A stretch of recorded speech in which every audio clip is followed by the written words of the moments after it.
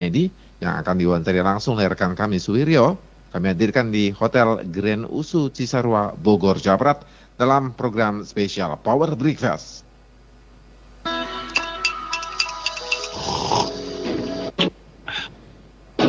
Power Breakfast. Halo, selamat pagi pendengar dimanapun Anda berada. Betul, saat ini saya berada di Puncak Bogor, Jawa Barat. Udaranya sangat sejuk sekali, dan di belakang saya Anda bisa lihat kabut yang masih cukup tebal, sehingga keberadaan Gunung Pangrango dan Gunung Salak tidak terlihat. Tapi kalau agak siangan dikit, nanti Anda bisa melihat. Saya di sini sudah bersama dengan Ketua Umum Gabungan Industri Pariwisata Indonesia, Pak Didin Junaidi. Kenapa kami mewawancari Pak Didin? Karena kita akan membahas mengenai dunia pariwisata di Indonesia. Karena kita tahu virus corona kemarin disebut-sebut salah satu penyebab dunia pariwisata kita agak terpuruk ya. Tapi seberapa besar sih dampaknya bagi dunia pariwisata kita? Saya akan mengulas lebih banyak dengan Pak Didin Junaidi. Tentu nanti kami buka kesempatan untuk Anda untuk bertanya di 0215869000 atau SMS WhatsApp di 0811800543. Saya sapa terlebih dahulu Pak Didin Junaidi. Selamat pagi Pak Didin Junaidi. Apa kabar? Kalau pariwisata itu salamnya apa Pak? Salam pariwisata saja. Salam pariwisata ya. Oke, salam pariwisata. Pak Didin terima kasih ya sudah meluangkan waktu bersama kami dan wawancaranya di Puncak Bogor, Jawa Barat. Iya. Pak Didin mungkin bisa cerita sedikit nih. Nah, ini punya Pak Didin atau punya Pak Didin ya? Luar biasa. Jangan bilang punya. Oh, jangan punya. Pokoknya kita profesional. Profesional, jadi oke, profesional. Tapi bisa cerita Pak Didin, ini pas di Cisarua ya? Ya, Cisarua ya. Memang Hotel Usu ini kan hotel yang sebenarnya dulu sudah ada sejak dulu. Saya pikir USU ini universitas di Sumatera Oh, Sumatera Utara. Iya, Ini hotelnya ya. Usu itu dulu hotelnya memang hotel lama ya. Iya. Tapi sekarang udah direnovasi, udah dibangun kembali. Bukan renovasi tapi bangun kembali. Jadi ini hotelnya bintang 4 lah. Hotel bintang 4 sekarang ya? Ya. Oke, di belakang kita ini Pak Didin, sejuk sekali ya, saya akan lihat ke belakang. Nah, Pak Didin mungkin bisa cerita, di belakang ada tamu yang sedang sarapan ya? Iya, iya. Oke, sambil sarapan, tamu-tamu hotel ini, nah, itu perkebunan atau apa nih Pak Didin? Ya, itu ada kebun-kebun, kemudian ada resort juga ada. Resort juga ada? Iya. Saya dengar Pak Didin juga membina UKM yang ada di sekitar sini. Saya belum yang dari sini. Ya, dari sini. Yang dari luar. Oh, yang dari. Tapi geser Pak, karena anginnya kenceng ya. Iya. Oke, nah geser agak arah ke kamera lagi. Baik, Pak Didin mengawali aktivitas sehari-hari biasanya apa? Sarapan? Biasanya saya dari mulai sholat malam, kemudian sholat subuh, kemudian jalan kaki olahraga lah. Setiap hari hampir. Iya. Kemudian baru mandi, terus sarapan. Jadi sarapan harus sudah siap untuk masuk kerja gitu. Oke, jadi setiap hari olahraga terus Pak Didin ya? Insya Allah. Wah, ini jangan-jangan rahasia sehat di usia yang tidak lagi muda. Berapa usianya Pak sekarang? Ya kalau usia sih bisa dihitung sendiri lah. Yang Tapi penting masih 7? saya 18 Februari kemarin 76. 18 Februari kemarin. Selamat ulang tahun Pak ya, belum Selamat. selamat Pak ya. Terima kasih. Sehat-sehat terus dan sukses Pak ya. Insya Allah. Oke, jadi aktivitasnya mulai dari malam hari, sholat malam, subuh, kemudian olahraga sempat. Iya. Olahraganya ada olahraga khusus nggak untuk? Sekarang udah meninggalkan olahraga khusus. Pokoknya golf udah golf tidak sudah- lagi, udah waktunya sudah tidak ada lagi. Jadi menyesuaikan dengan Jadi, kebutuhan sekarang ya Pak? kebutuhan. Kebutuhan. Jalan kaki. Jalan kaki. Ya. Jogging juga sudah enggak ya? Nggak boleh. Nggak boleh. Kalau umur sudah 50-an. Jalan santai, ini, jalan ya, agak cepat gitu. jalan Jadi paling itu ya. Itu aja, ya. Treatmentnya ya. Ya. Oke, jadi setiap hari rutin dilakukan? Ya, mostly 5 hari paling tidak. Oh, paling tidak 5 hari 5 ya? hari, ya. Oh, sehat terus. Oke, kita ngomongin soal pariwisata sedikit nih Pak ya. Ya. Tapi biasanya kan kalau orang pariwisata kemana-mana sarapannya selalu berbeda-beda sesuai dengan daerah. Misalkan ada kearifan lokal biasanya Iya, yang selalu ditonjolkan dalam dunia pariwisata biasanya di Bali dimanapun selalu begitu. Nah menyesuaikan juga Pak sarapannya? Atau? Ya, istilahnya itu tentu kalau hotel yang umpamanya di tempat interkontinental apa segala ya Yeah. kita ikutin. Tapi saya lebih suka kalau ada kearifan lokal, makanan-makanan lokal. Itu kan susah dicarinya. Iya. Ya, Jadi itu yang selalu dimanapun ya? dimanapun. Selalu mencoba. Ya, yang penting ada omelet, Omelet itu selalu yang ada ketinggalan. telur ya. Gitu. Oke, dari sekian banyak wilayah yang daerah atau wisata yang tempat-tempat wisata yang Pak Didin sempat singgahi. Artinya Pak Didin sudah sangat paham kekayaan kuliner kita, Pak Didin. Ya. Itu mungkin bisa cerita sedikit sejauh mana atau seperti apa sih itu bisa membantu potensi pariwisata kita, menarik orang untuk datang. Ya, memang kuliner itu sudah ada di lingkungan pariwisata, sudah ada divisinya kuliner. Apalagi pariwisata sekarang sudah digabung dengan ekonomi kreatif, ya, ekraf. Jadi ekonomi kreatif dengan pariwisata digabungkan. Yeah. Nah, memang sekarang itu setiap daerah itu mengembangkan kuliner daerahnya, dan ada tiap kota-kota besar rata-rata mempunyai pusat kuliner. Pusat kuliner. Nah, itu yang bagus. Artinya itu akan mengangkat pariwisata domestik kita atau pariwisata internasional yang masuk ke kita. Gitu. Oke, baik. Pak, kita sambil ngopi ya. Oh, Karena kebetulan saya suka ngopi kan, Pak? Oh iya. Suka ngopi, baik. Saya dengar suka minum susu kambing juga ya? Susu kambing Susu juga. kambing. Nanti kita cerita soal susu kambing, Pak. Iya. Kita ngopi dulu sekarang. Nah, ini ada kopi Nusantara, Pak. Iya. Ini dari beberapa daerah, Pak. Ada Iya. dari Kintamani, Bali, Jawa, Flores, dan lain sebagainya. Nah, saya kasih Pak Didin mau pilih yang mana? Ya, Kintamani lah. Kintamani, oke, Kintamani. Ada cerita tentang Kintamani nggak, Pak? Kopi Kintamani. Kan satu destinasi pariwisata di Bali yang dari zaman bahula begitu gitu. Itu dalam kondisi apapun tetap survive, Pak ya? Ya, masih. Nah, daerah-daerah lain bisa nggak, Pak, mencontoh seperti apa yang dilakukan oleh Bali? Ya, sekarang berlomba sebagai destinasi gitu. Pak, ini kopinya saset ya, Pak? Ya. Jadi tidak perlu diaduk, karena nggak pakai gula. Kita langsung tuang air panas, Ya. tunggu sebentar, sudah langsung bisa diminum. Rasanya luar biasa. Siap. Oke, jadi sekarang mereka berlomba ingin seperti Bali. Ya, Apa yang menjadi kekuatan Bali, Pak, sebagai destinasi, salah satu destinasi? bukan. Pariwisata kita itu kan mulai dari Bali, udah ratusan tahun itu. Jadi kalau Bali udah maju begitu, jangan aneh, nggak usah aneh, karena Ya. itu sudah ratusan tahun. Oke. Gitu. Jadi diperlukan. Baru sekarang kan ada sekarang 10 destinasi pariwisata Ya. dibuat oleh Kementerian Pariwisata. Kemudian sekarang yang terakhir adalah 5 destinasi prioritas. Nah, Ya. itu. Jadi memang pariwisata ini kita kembangkan terus. Ya kalau enggak kan susah. Karena industri lain itu suatu saat akan hilang, Ya. akan habis. Sekarang walaupun sekarang kelapa sawit sudah masih top gitu, tapi satu saat juga akan hilang. Tapi pariwisata itu tidak akan hilang, Ya.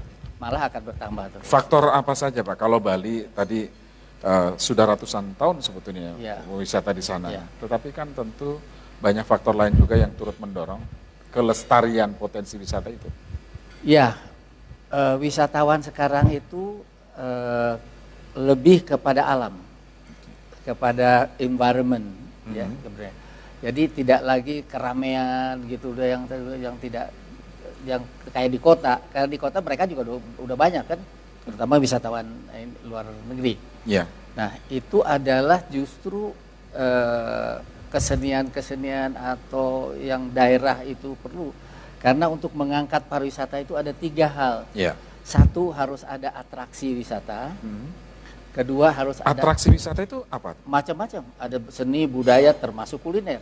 Oh. Nah, itu atraksi namanya, atraksi wisata. Kemudian yang kedua ada aksesibilitas.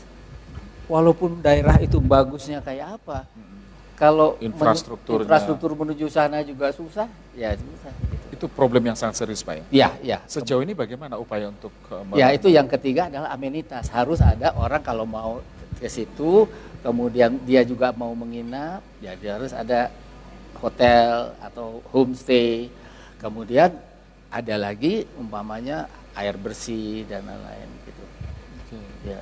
Jadi itulah yang harus dipastikan kondisinya Betul. memang sejalan dengan visi pariwisata Betul, kita, betul, Pak Didin ya. betul. Oke. Problem lain yang dirasakan oleh para pelaku dunia pariwisata apa lagi, Pak? Ya, sekarang alhamdulillah dengan Presiden Kita sudah sambil ngopi ya Pak? Ya, Nah, Presiden kita taruh. Jokowi ini itu kita kan tidak ada lagi problem dengan istilahnya itu amenitas. Ya, infrastruktur digenjot dibangun ya, terus, digenjot dibangun ya. ya. Saya kira Presiden yang satu-satunya ini yang Ya, berani yang mulai concern untuk yang mempunyai concern infrastruktur terhadap itu. pembangunan infrastruktur. Karena apa? Oke, Kita cobain Pak. saya- Ngopi kita ya. selamat pagi.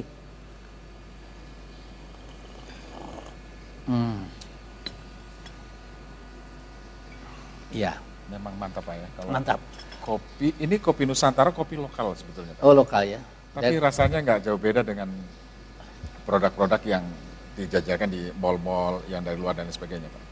Sebenarnya kopi di luar itu juga datangnya dari Dari kita, kita juga, cuma direproduksi kemudian kembali salah orang kita. Nah, Kalau udah trademarknya luar laku, nah, Iya. nggak boleh. Sekarang justru kita harus jadi tuan rumah di negaranya sendiri. Gitu. Oke, baik. Pak, kita jeda sejenak ya. Nanti Iya. kita lanjutkan sambil kita ngopi dulu. Nanti setelah jeda, Anda bisa bergabung. Silakan di 021 5869000 SMS, WhatsApp di 081 180 6543. Saya ngopi lagi sama Pak Didin. Iya, Enak ya Pak? enak. Nih.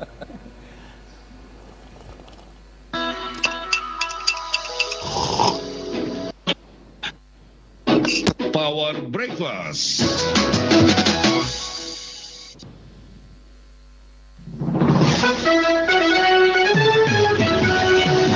El Sinta News and Talk edisi pagi dipersembahkan oleh Untuk panas dalam, redakan dengan larutan penyegar cap badak dari Sinde ya. Sejak dulu hingga sekarang, formula dan kemasannya tidak berubah. Larutan penyegar hanya dari Sinde, yang ada badaknya ya. baca aturan pakai.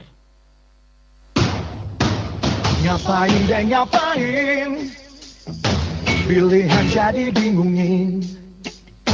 Pakai aplikasi apapun, cuman satu QR-nya. Bayar gampang dan oke, dari Sabang sampai Merauke. Bayar pakai aplikasi apapun, pakai satu QR. Aplikasi apapun, cukup satu kris aja. Aplikasi apapun, cukup satu kris aja. Gampang, aman, cepat. Kris, kris, kris. Aplikasi apapun, cukup satu kris aja. Kris, satukan Indonesia.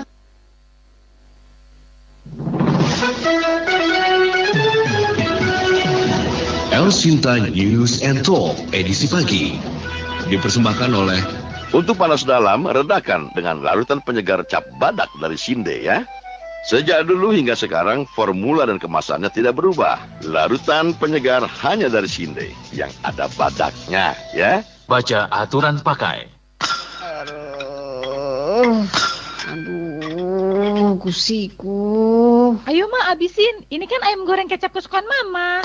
Udah, 2 sendok cukup. Ngunyah udah susah. Sekarang semua yang Mama makan terasa hambar. Orang tua Anda mengalami hal yang sama, asupan makan berkurang, bikin kondisi tubuh lemah, dan jadi sulit untuk beraktivitas seperti biasanya. Ada solusinya. Epetan 60 Plus, makanan cair yang terbukti secara klinis memberikan nutrisi komplit dan seimbang untuk orang tua yang sulit makan dan mengunyah. Epetan 60 Plus juga lengkap dengan mikronutrien dan makronutrien untuk memenuhi kebutuhan nutrisi harian sehingga bisa menjadi pengganti makanan bagi orang tua. Dapatkan Epetan 60 Plus di toko susu, apotek, toko buah, toko obat, dan modern market, atau klik di sosial media Epetan Indonesia. Epetan 60 Plus untuk lansia yang sulit makan. El Sinta News and Talk edisi pagi dipersembahkan oleh Untuk panas dalam, redakan dengan larutan penyegar cap badak dari Sinde ya. Sejak dulu hingga sekarang, formula dan kemasannya tidak berubah. Larutan penyegar hanya dari Sinde, yang ada badaknya ya. baca aturan pakai.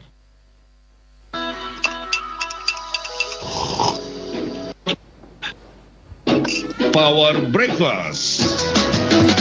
Ya, terima kasih.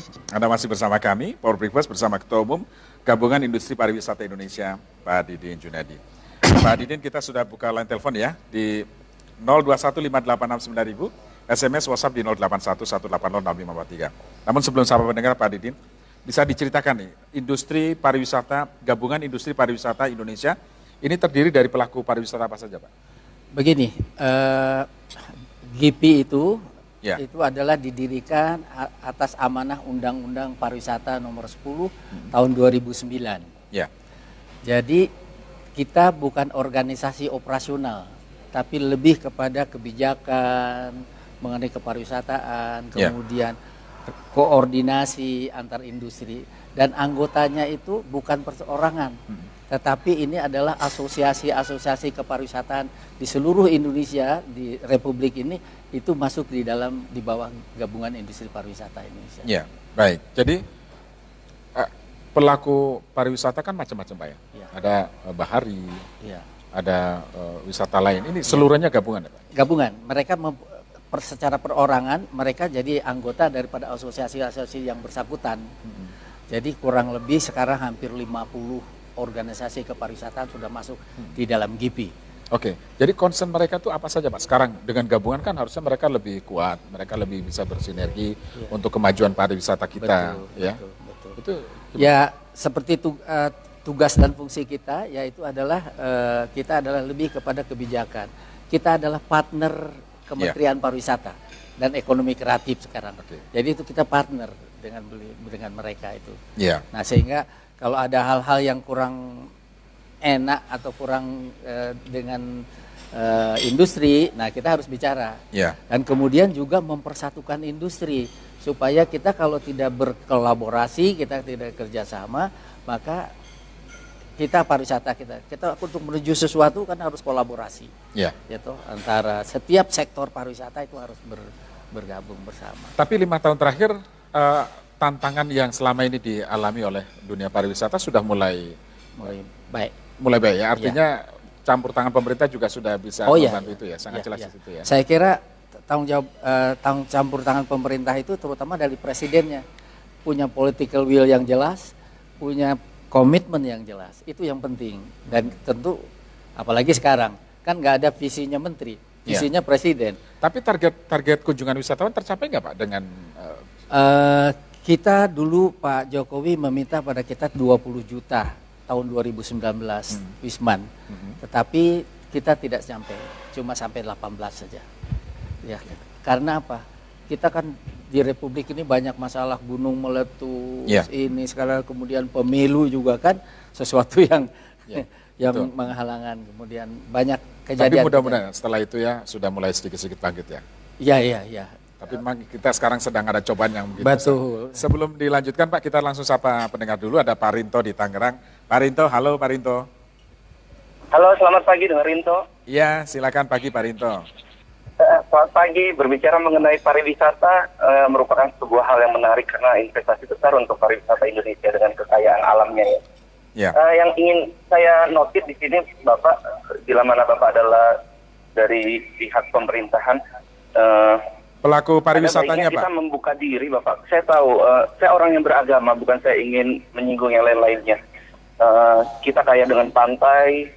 Saya coba melakukan beberapa riset dengan orang-orang yang di Sabang. Sabang adalah pulau kecil, di mana pantai adalah nilai jualnya, tapi ternyata saat saya berbicara dengan beberapa kolega saya, teman saya, ternyata mereka memiliki satu kemirisan ya, tidak bisa berekspresi bebas di pantai. As we know, Aceh adalah salah satu provinsi dengan semboyan Serambi Mekah, so ada banyak tata krama di sana. Berbicara mengenai Bali, Bali sangat bebas. Berbicara mengenai Labuan Bajo, penerbangan ke Labuan Bajo semakin bertambah, di mana Anyer semakin hanyut, karena mungkin ada aturan daerah dan lokal yang tidak menunjang pariwisata. Seperti kebebasan yang saya ingin. Oke, Pak Rinto, kita sudah dapat poinnya Pak Rinto ya. Oke, terima kasih Pak Rinto. Bisa langsung ditanggapi Pak. Iya, Pak Rinto terima kasih dari Tangerang. Tentu Anda punya pantai juga, yaitu Pantai Carita. Carita, ya, kan? betul. Oke, kebetulan sambil Pak sarapan ya, Rito, kebetulan saya itu juga menjadi Sekretaris Jenderal dari Gabungan Usaha Wisata Bahari dan Tirta. Jadi saya sudah 20 tahunan adalah memegang pariwisata bahari. Ya memang saya kira kalau saya pernah mempunyai cita-cita, kemudian mempunyai visi bahwa the future Indonesian tourism is marine tourism. Why? Karena kita itu 70% adalah lautan. Ya. Kemudian 70% daripada daratan itu pulau-pulau kecil. Pulau-pulau kecil itulah yang menarik untuk dikembangkan sebagai pariwisata bahari. Saya masih ingat tahun 2005 kami membangun Raja Ampat, Wakatobi, Halmahera Utara dan lain-lain untuk menjadi klaster pengembangan wisata bahari gitu. Jadi saya setuju dan sekarang itu memang ada permasalahan-permasalahan dengan transportasi dan lain-lain, tetapi sudah bisa teratasi. Kita jangan lupa bahwa nanti Komodo ini atau di Manggarai Barat lah, istilahnya NTT, itu kan akan ada tempat untuk konferensi nanti, konferensi besar. Nah ini adalah disiapkan, Pak Jokowi pun akan selalu ke sana melihat sampai ngontrol sampai di situ. Dan mudah-mudahan itu karena saya sudah mengetahui main di Labuan Bajo itu sejak 16-17 tahun yang lalu. Itu kami sudah di Labuan Bajo. Dan karena kami orang bahari. Ya itu. Jadi kira-kiranya saya setuju aja itu. Ya. Gitu. Tapi bagaimana dengan peraturan daerah gitu yang seharusnya kan bisa mendukung potensi tadi ya, wisata bahari. Tapi kadang ada juga yang justru sangat bertolak belakang dengan tujuan pariwisata bahari. Saya bilang kerjasama itu yang perlu dipentingkan. Jadi kalau ada membuat satu peraturan, mari kita duduk dulu. Industri itu duduk dengan pemerintah. Kemudian duduk dengan hal-hal yang terkait. Pemerintah itu kan bukan satu, bukan hanya pariwisata. Ada itu adalah stakeholdernya banyak ya. Stakeholdernya banyak. Jadi kita duduk dulu apa sehingga tujuannya. Memang tujuannya kalau saya buka bahwa hal-hal yang paling bagus di kita itu terlalu murah untuk dikunjungi itu sekarang. Makanya sekarang akan naik lagi. Akan dinaikin tapi itu kan baru perencanaan. Tapi industri itu harus tahu sebelumnya, karena industri itu kan berbicara dengan market itu 1 tahun sebelumnya. Ya, kira-kira begitulah. Ya. Tapi Pak Didin, bagaimana pelaku industri pariwisata itu melibatkan masyarakat yang ada di sekitar untuk sama-sama memperbaiki ya? Selain mereka juga mensupport, mereka juga mendukung pariwisata yang ada di lingkungannya, juga perbaikan ekonomi mereka melalui UKM misalnya. Betul, karena pariwisata sekarang itu dibangun berbasis masyarakat. Tidak ada umpamanya satu kawasan yang hanya dibangun hotel-hotel bintang 4, bintang 5. Sampai kepada homestay pun kita bangun. Dan itu harus dimiliki oleh masyarakat, harus Pak. Kemudian kita di dalam perbankannya malah akan bisa diberikan mengenai kredit usaha rakyat itu akan diberikan. Dan itu Bank Indonesia sudah memberikan hint untuk itu. Oke, baik. Kita sapa pendengar selanjutnya, ada Pak Iswanto di Bandung, Jawa Barat. Pak Iswanto, halo. Ya, selamat pagi Bung Wiryo. Pagi Pak Iswanto. Iya, pagi Pak Didin. Pagi. Iya Pak. Ya, salah satu pendukung pariwisata ini kan banyak faktor Pak. Salah satunya penerbangan Pak. Kita lihat maskapai penerbangan kita itu terbatas Pak. Ini harganya, harga tiketnya mahalnya luar biasa, mau bagasi mahalnya luar biasa, tidak kasih minum, tidak apa Pak. Nah ini bagaimana untuk mengatasi ini Pak, supaya harga tiket itu bisa relatif lebih murah, penerbangannya bisa lebih banyak, itu satu Pak. Kedua Pak, kita itu punya alam yang luar biasa Pak. Tapi sayangnya banyak tempat yang tidak dikelola dengan ditata dengan baik Pak. Jawa Barat ini juga luar biasa. Yang ada pun Pak, sekarang misalnya harga tiket masuk aja untuk orang asing itu bisa 10 kali lipat dari lokal, Pak. Belum lagi misalnya penjualan souvenir itu tidak ditata dengan baik, sehingga kadang buka harganya itu, waduh, bisa segede mungkin. Nah, ini kan bisa membuat pariwisata itu kapok, Pak. Pariwisata lokal aja bisa kapok, apalagi pariwisata luar negeri, Pak. Nah, bagaimana mengatasi hal ini, Pak? Selamat selamat pagi. Assalamualaikum. Waalaikumsalam warahmatullahi wabarakatuh. Pak Iswanto di Bandung. Saya sambung SMS ya, Pak. Saya sambung SMS. Pak Dinto tadi kebebasan untuk pariwisatanya, untuk para turis. Nah, ini juga ya, beda tadi membandingkan misalnya di ujung Sumatera misalnya, ujung barat Sumatera, kemudian di Bali misalnya kan sangat berbeda. Kemudian komentar yang lain, Pak Oscar, kelemahan pariwisata di Indonesia adalah akses jalan yang susah ke tempat wisata, khususnya di Papua atau yang ada di daerah lain, dan pungutan liar masih banyak diambil oleh penduduk setempat dan pedagang dadakan yang tidak terkoordinir, Pak, sehingga ini membuat pengunjung agak terganggu, tidak merasa nyaman gitu ya. Jangan-jangan kapok nggak mau datang lagi gitu kan, yang rugi pariwisata kita juga. Pak Sony di Bandung, Pak, kalau biasa di setiap kecamatan dibangun tempat wisata yang memanfaatkan alam misalnya ya, seperti pegunungan, air terjun, ini agar masyarakat ya, pendapatan daerahnya juga bertambah, masyarakatnya juga lebih sejahtera. Nah, ini bagaimana upaya itu dilakukan ke sana, mendorong upaya-upaya itu. Silakan Pak Didin. Ya, begini, yang pertama soal yang jadi sekarang isu besar, yaitu mahalnya tiket untuk perjalanan domestik. Jangan lupa dengan berkurangnya wisatawan dari luar sekarang, dengan ada beberapa hal yang menyebabkan berkurangnya dari luar, maka pertama kita akan mengembangkan kan pariwisata sekarang, istilahnya itu wisatawan premium.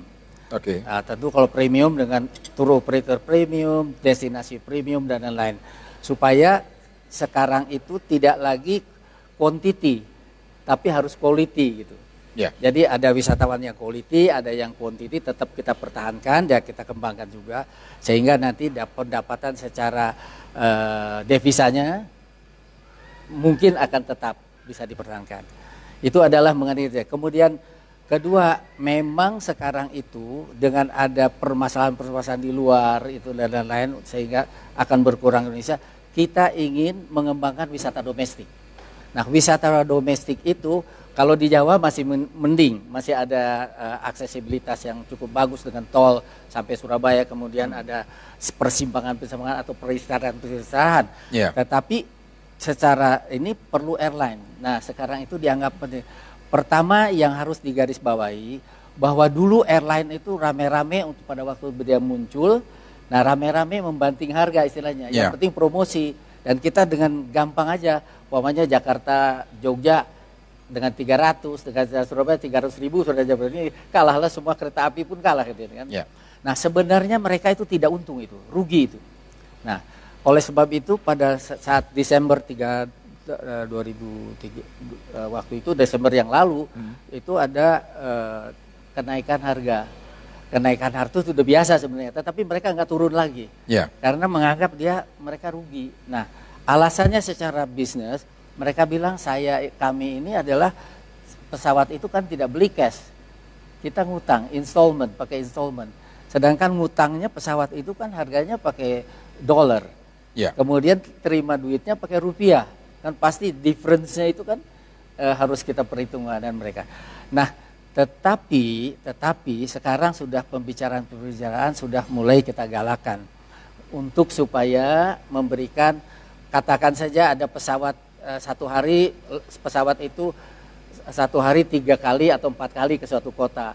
Mungkin salah satu pesawat itu bisa, mana yang kira-kira load factornya kurang, nah itu bisa istilahnya diberikan murah. Sekarang saya sudah melihat kayak begitu. Yang dulunya ke Jogja umpamanya 900.000, sekarang sudah bisa 500 sekian gitu loh. Tapi pasti hari-hari tertentu, kemudian jam-jam tertentu gitu. Mereka sudah menganalisa kan. Tapi paling nggak itu sudah menyiasati ya Pak? Sudah menyiasati, dan kemudian kita di GIPI itu ada yang namanya program GIPI Talk.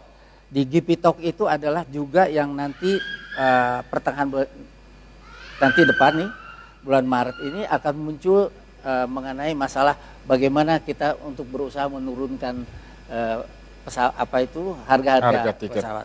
Barangkali dengan subsidi dari Angkasa Pura dan yang hal-hal yang bisa disubsidi, mungkin apa yang harus bayarnya lebih murah, mungkin subsidi ini, subsidi dari terutama dari BUMN. BUMN nanti kita akan bahas di dalam GP Talk, dan kita bahas juga secara GP dengan kementerian-kementerian yang bersangkutan. Gitu. Baik, Pak Didin, kita jeda lagi, nanti kita lanjutkan. Setelah ini Anda bisa sampaikan kembali pertanyaan di 0215869000, SMS WhatsApp di 0811806543.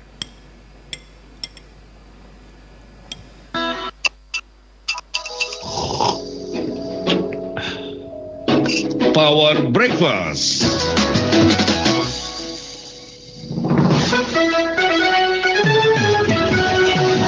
El Sinta News and Talk edisi pagi dipersembahkan oleh Untuk panas dalam, redakan dengan larutan penyegar cap badak dari Sinde ya. Sejak dulu hingga sekarang, formula dan kemasannya tidak berubah. Larutan penyegar hanya dari Sinde, yang ada badaknya ya. Baca aturan pakai. Pak, sampah di dapur udah dibuang belum? Terus jemurannya udah dimasukin? Ditanyain dari tadi juga ham terus. Ini loh Ma, penting ini, urusan Indonesia Ma. Alah, urusanku lebih gede, Asia Tenggara. Ya nggak gitu, ini kan menyangkut masa depan kita. Ih, apaan sih Pak? Ini loh, ini lagi ngisi sensus penduduk online lewat sensus.bps.go.id. Penting ya? Penting dong, dari informasi kita, Indonesia bisa membangun jembatan, bendungan, irigasi, gedung sekolah, layanan kesehatan, dan yang paling keren, bisa tepat sasaran. Oh gitu, terus bakal bocor kemana-mana nggak tuh? Tenang, informasi dari kita pasti aman, dijamin undang-undang. Berikan jawaban yang jujur dan benar secara online mulai 15 Februari hingga 31 Maret. Atau terima kedatangan petugas sensus 1 hingga 31 Juli 2020. Mari bersama mencatat Indonesia. Indonesia maju dari jawabmu. Pak, jangan lupa buang sampah sama masukin jemuran. Iya Ma, iya. Saya Ferdinando Setu, Kepala Biro Humas Kementerian Komunikasi dan Informatika Republik Indonesia. Saya mendukung penuh, saya sangat menghargai El Sinta. Saya mendukung penuh langkah El Sinta untuk menampilkan toko-toko berkualitas seperti ini. Nama saya Luki Ahmadiyah Rawardoyo, saya co-founder aktivis milenial. Meningkatkan skill, wah penting banget. Itu berkaitan langsung dengan berjejaring yang tadi ya, kita harus lebih banyak-banyak berdiskusi. Misalnya tadi ngobrolin tentang bagaimana jualan gambar di Microstock, situs-situs seperti Shutterstock 123 RF ya. Kita harus banyak-banyak ngobrol sama orang yang bekerja di bidang itu juga, sehingga kita bisa dapat informasi terbaru, kita bisa dapat inovasi terbaru. Oh gini nih cara-cara terbaru, harus bisa beradaptasi dengan zaman. Perkenalkan, nama saya Firda Umairo. Saya salah satu co-foundernya aktivis milenial. Saya juga sebagai anggota Komite Ekonomi dan Industri Nasional, khususnya di Pokja Industri Kreatif.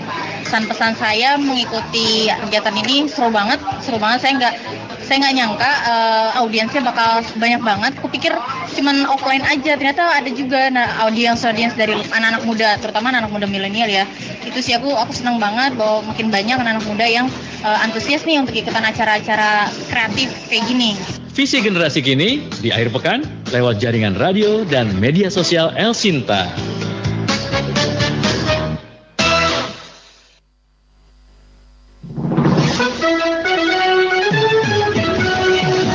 El Sinta News and Talk edisi pagi dipersembahkan oleh Untuk panas dalam, redakan dengan larutan penyegar cap badak dari Sinde ya.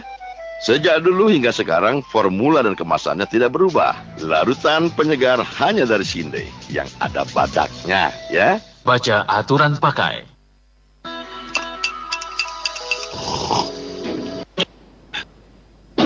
Power Breakfast. Terima kasih Anda masih bersama kami, Power Breakfast bersama Pak Didin Junaedi, Ketua Gabungan Industri Pariwisata Indonesia. Sebelum saya lanjut ke bahasan selanjutnya, saya akan sampaikan beberapa informasi, diantaranya informasi lalu lintas ya. Dari akun Roni Sahroni 7, lalu lintas di Jalan Gerbang Pemuda arah flyover Ladogi, ramai lancar ya, ramai lancar, Ladogi atau farmasi, ramai lancar, kemudian belok ke kiri, Jalan Bendung Jatiluhur, padat namun lancar dan jalan bendungan hilir ramai lancar, cuaca gerimis. Hati-hati bagi Anda yang saat ini masih dalam perjalanan, hati-hati. Dan kami undang Anda juga untuk berbagi info di 0215869000, SMS WhatsApp di 081 180 6543. Saja saya buka line telepon lagi di 0215869000 untuk Anda yang ingin bertanya langsung.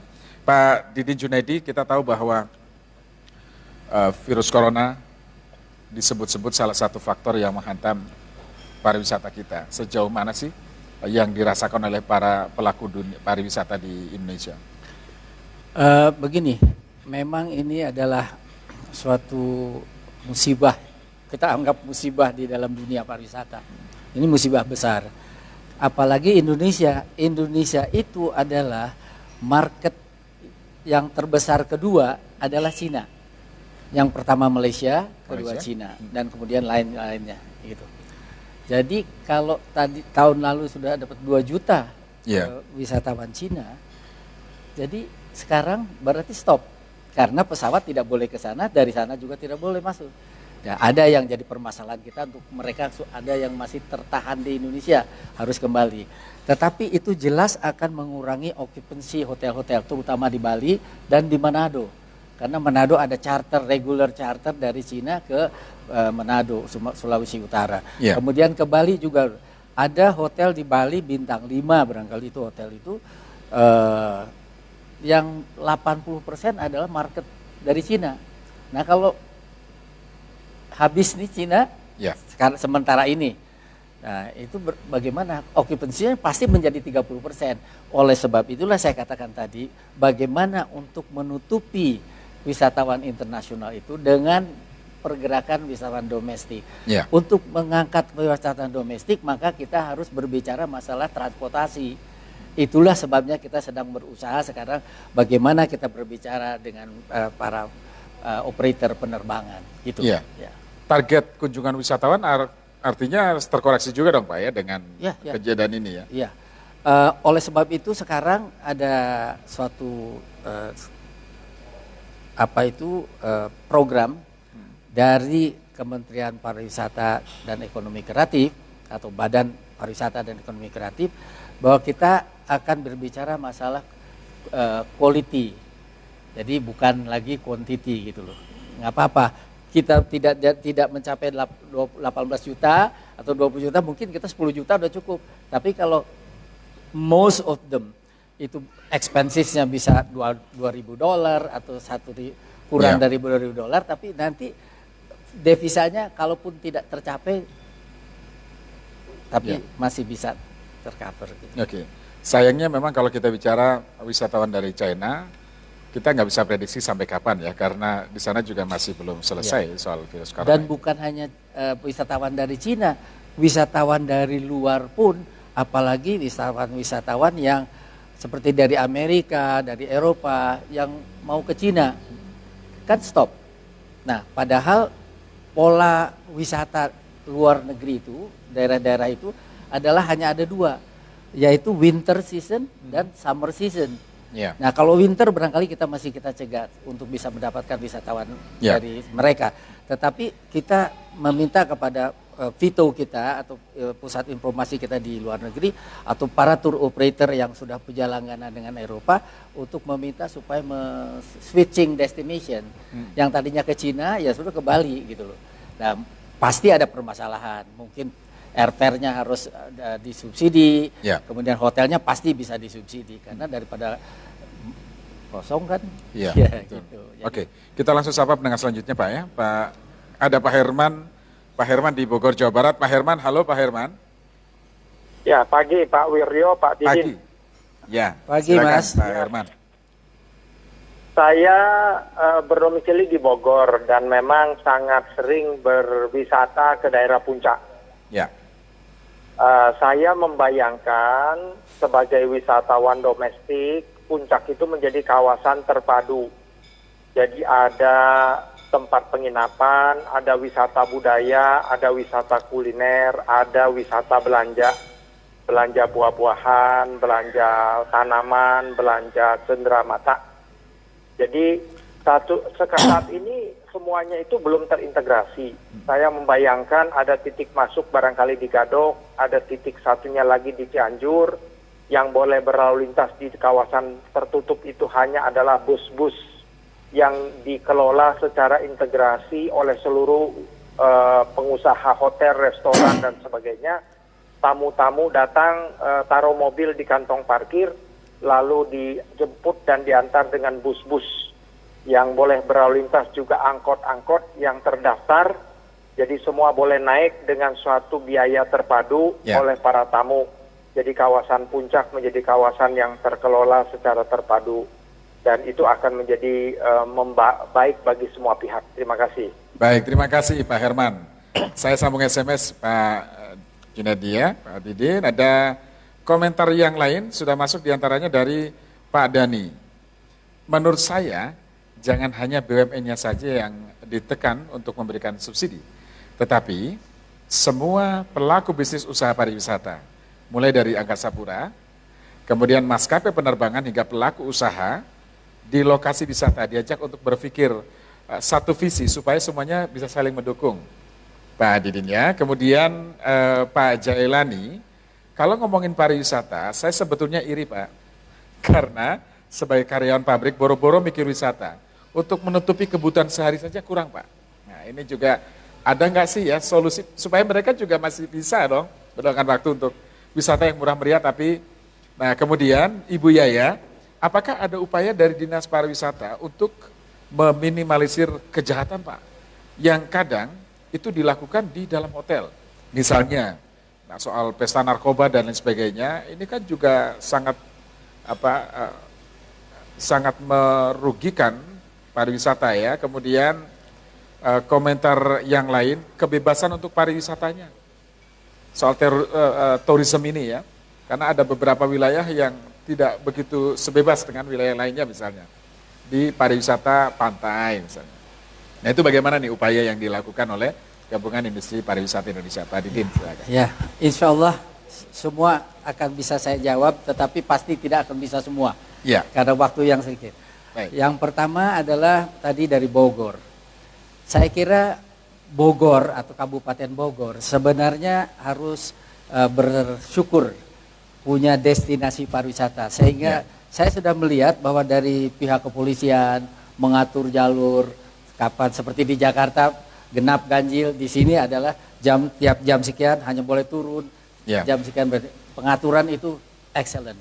Yang kedua adalah memang tadi apa yang disebutkan hotel dan lain-lain, itulah yang saya katakan perlu kita kolaborasi. Kita di pariwisata itu terkenal dengan namanya kolaborasi pentahelik. Pentahelik itu ada namanya kaum akademisi, kemudian pengusaha, kemudian pemerintah, kemudian asosiasi-asosiasi atau masyarakat, kemudian media. Nah kalau itu 5 itu, dan seperti ada lagi tadi saya mengenai amenitas itu termasuk keamanan dan lain-lain. Nah memang pariwisata tidak akan bisa berkembang kalau keamanan tidak dijamin. Artinya bukan pariwisata yang harus menjamin keamanan, itu ada sektor keamanan kan, ada polisi, ada apa, itu mereka yang menjadi. Jadi istilahnya itu nggak mungkin orang pariwisata harus nangkep orang yang ganja atau gitu ya, tapi itu ada khususnya, yaitu adalah polisi dan lain-lainnya. Nah tetapi memang kolaborasi yang saya katakan, orang hotel pun harus betul-betul concern terhadap itu, keamanan. Macam-macam tadi disebutkan keamanan, saya setuju. Itu harus ditingkatkan, lebih ke awareness-nya. Nah, kemudian yang berikutnya tadi... Ya, soal bagaimana akses tadi sudah, kemudian keterlibatan masyarakat, kemudian kebebasan mengeksplor wisata bahari misalnya yang berbeda dengan daerah lain, tidak sebebas misalnya. Bahari itu kan salah satu destinasi. Saya masih ingat pada waktu saya diajak dulu membangun Pulau Seribu oleh Pak Poke atau Pak Fauzi Bowo. Itu adalah Pak Didin, nggak usah cerita wisatawan asing. Bagaimana Pulau Seribu itu dibangun, terutama Pulau Seribu Selatan. Karena dia hanya 2 kecamatan pada waktu itu, Kecamatan Utara dan Selatan. Yang penting orang Jabotabek bisa lihat laut gitu, bisa menikmati wisata laut. Nah ini juga nyambung dengan pertanyaan tadi ya, wisata yang murah meriah ya. Yang murah meriah. Dan saya happy sekarang itu berwisata bagi seluruh Indonesia itu sudah istilahnya itu sudah jadi apa ya? Udah jadi tren. Jadi kalau tadi dari pabrik, memang seharusnya ya pengusaha pabrik itu harus memberikan kesempatan atau sekarang ada yang namanya outing. Nah itu barangkali dengan cara itulah kalau memang secara pribadi tidak, karena itu adalah kalau orang sudah membawa keluarganya berwisata, kan itu jiwanya bisa sehat. Betul. Ya sama dengan saya tiap hari minum susu kambing, nah jadi sehat kan? Nah jadi mesti kita di dalam pariwisata ini. Jadi pariwisata itu harus dibangun di setiap sektor, bukan hanya tadi seperti katakan bahwa bukan hanya BUMN, bukan. Itu semua Angkasa Pura dan lain-lain itu BUMN, Pak. Jadi sudah jelas itu. Baik, kita jeda lagi ya Pak. Masih ada satu sesi terakhir, saya akan mengulas lagi kebiasaan tadi sudah ngomongin soal susu kambing ya. Tapi ini kita nunggu susu kambing ya ceritanya. Kita jeda lagi, nanti Anda bisa sampaikan pertanyaan hanya melalui SMS dan WhatsApp, karena untuk interaktif pendengar kita cukupkan.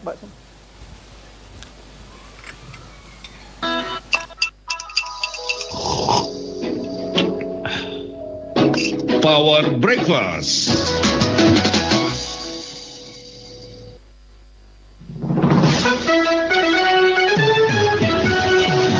El Sinta News and Talk edisi pagi dipersembahkan oleh Untuk panas dalam, redakan dengan larutan penyegar cap badak dari Sinde ya.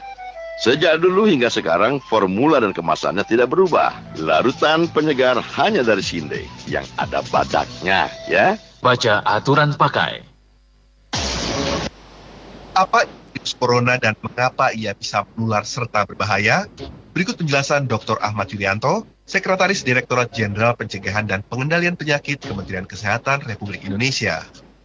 Virus corona adalah varian virus sejenis virus yang secara normal dia ada di binatang dan tidak menimbulkan masalah karena memang ini bukan merupakan virus penyebab penyakit pada beberapa binatang. Namun karena kita pahami bersama bahwa virus ini adalah makhluk yang paling rendah evolusinya, maka sangat mudah untuk kemudian bermutasi secara genetik pada rumusan DNA nih ya, baik yang disebabkan karena faktor cuaca, faktor suhu, dan sebagainya. Nah, pada beberapa varian strain dari corona ini ada yang kemudian bermutasi. Kita pernah mengenal ada sekitar 6 jenis. Ini adalah yang jenis ke-7 yang kita ketahui tentang mutasi dari virus corona ini, yang bisa menyebabkan timbulnya kesakitan pada manusia manakala kemudian dia berpindah di manusia. Oleh karena itu, virus ini harus betul-betul kita pahami, kita lihat, kita kenal varian corona yang cukup besar dan kemudian pernah menggegerkan dunia adalah mutasi yang kita kenal sebagai SARS, Severe Acute Respiratory Syndrome. Itu adalah virus corona juga. Di 2002-2003 pernah mewabah dengan angka kematian yang cukup besar, sekitar 30%-an. Kemudian mutasi dari varian corona ini yang berasal dari onta, yang kita kenal dengan bahasa yang biasa adalah flu onta. Ini juga merupakan varian virus corona yang kita kenal sebagai Middle East Coronary Respiratory Syndrome, coronavirus atau MERS-CoV atau flu onta. Ini banyak kita dapatkan di sekitar Middle East, di sekitar Arab dan sebagainya. Nah, yang terakhir yang mutasi dari virus corona yang kemudian WHO menyepakati ini disebut sebagai novel coronavirus. Yang paling sering adalah gejala yang dimunculkan dari infeksi virus ini adalah keluhan influenza, batuk, pilek, kemudian demam yang tinggi disertai dengan gangguan bernafas. Apabila kemudian ini tidak segera ditangani dengan baik, ini akan masuk dalam episode serangan penyakit yang cukup berat, di mana sangat mungkin terjadi kegagalan nafas, kegagalan ginjal, dan inilah yang menyebabkan kematian akibat virus ini.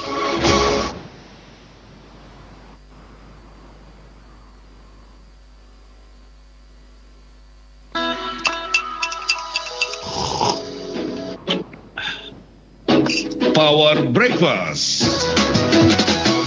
Baik, terima kasih Anda masih bersama kami dan kita masih bahas mengenai potensi pariwisata ke depan setelah kita mendapat cobaan yang begitu besar ya dari virus corona ini menghantam pariwisata kita. Tapi Pak Didin, tadi sudah dijelaskan sebetulnya cara lain untuk meningkatkan devisa kita dari pariwisata adalah wisatawan lokal. Nah, upaya untuk devisa bukan wisata lokal.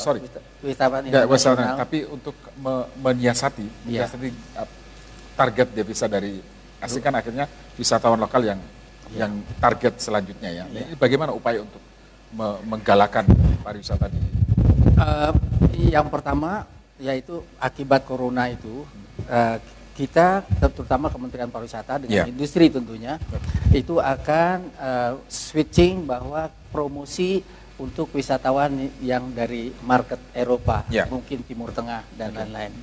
Tapi Asia, walaupun Asia itu marketnya 60% dari seluruh sampai market, sekarang ya masih terbesar ya. Terbesar.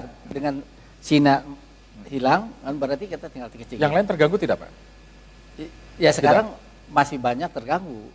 Masih banyak terganggu. Umpamanya sekarang Korea sudah mulai di berita-berita, Jepang sudah mulai dan ini. Jadi mungkin mereka juga keluar juga diperiksa, masuk juga diperiksa, bukan hanya bea cukainya, tapi soal kesehatan. Nah, kebetulan tadi malam saya menghadiri pesta perkawinan untuk pertama kali saya di Hotel Shangri-La diperiksa panas badan kita. Itu pertama kali yang saya cakap. Oke. Tadi adalah kita memang market kita sekarang harus tetapi tidak mudah. Tapi kita harus berusaha. Oleh sebab itulah untuk mengisi kekosongan di hotel-hotel dan travel agent dan lain-lain, mari kita kembangkan domestik. Mari kita duduk bersama-sama. Jadi nanti kabupaten atau kota berbicara dan itu kita juga bisa bicara. Jadi semuanya bisa bersinergi Pak. Itu yang saya katakan tadi, kolaborasi semuanya. Jadi terutama juga dengan destinasi. Jangan umpamanya sekarang ada pariwisata yang kopi biasanya 10.000 atau dijadikan 25.000 nah, itu. Jadi lebih baik kita dapatnya tidak terlalu tinggi tetapi ada sedikit tapi banyak dan sering Pak. Itu yang semuanya akhirnya bisa meningkatkan. Baik. Ini ada kopi atau apa nih? Susu kambing ya Pak ya? Ini kebiasaan saya. Kebiasaan ya. Setiap pagi itu minum susu kambing. Iya. Nah, jadi sekarang ini dihasilkan oleh UKM juga. UKM juga ya? Ya. UKM. Tapi tidak saya dari asosiasi. Bukan. Ini adalah UKM adanya di Jogja. Yang khusus satu kampung atau satu desa itu ekonominya adalah kambing etawa itu. Kambing etawa baik. Pak kita sambil minum dong Pak. Kita sambil minum. Terima kasih. Enak sekali. Gurih Pak rasanya. Pak cerita sedikit Pak. Ini sepertinya sudah mau agak naik terang. Ini kabutnya agak terang jadi. Tapi masih belum kelihatan nih Pak. Iya memang ini karena winter ya. Musim hujan ya. Ya kira-kira beginilah. Tapi ini adalah di samping kita udaranya segar. Kemudian nanti kalau udah jelas itu ada punya sudah excellent ya. Pak, saya ingin tahu seberapa besar komitmen Pak Didin untuk mengembangkan pariwisata di Indonesia. Pertanyaan pertama, devisa besar dari wisatawan atau melestarikan alam dan lingkungan? Devisa besar itu adalah pembelinya adalah wisatawan, tetapi atraksinya adalah alam. Alam ya, dari wisatawan atau melestarikan alam? Melestarikan alam berarti. Melestarikan alam. Melestarikan alam. Wisatawan asing atau wisatawan dalam negeri Pak? Ya kalau saya bilang gitu tadi seperti apa yang dikatakan. Singkat aja Pak, jawabannya. Devisa asing. Devisa asing. Oke, tapi dalam kondisi sekarang ya wisatawan dalam negeri diberikan prioritas. Infrastruktur pariwisata untuk pariwisata atau insentif dan subsidi untuk pelaku usaha pariwisata? Untuk pariwisata. Untuk pariwisata. Jadi semakin berkembang kita ke depan ya. Baik. Jumlah kunjungan turis yang banyak, tapi durasi kunjungannya sebentar, atau turis tidak banyak tapi durasi kunjungan lama? Ya, turis yang length of stay-nya kalau kualitas. Cukup lama ya? Ya. Oke, baik. Pak Didin, terima kasih sudah bersama kami Pak Didin. Semoga sukses, pariwisata kita semakin cerah, masa depannya semakin bangkit ya. Dengan kondisi seperti yang sekarang, hujan begitu besar. Terima kasih Pak Didin. Sekali lagi sukses untuk Anda dan pendengar. Demikian tadi Power Breakfast bersama Didin Junadi, Ketua Umum Gabungan Pariwisata Indonesia, Industri Pariwisata Indonesia. Terima kasih. Saya ucapkan untuk Opera Kopi dan juga kemeja alisan. Saya Suwido, terima kasih, sampai jumpa.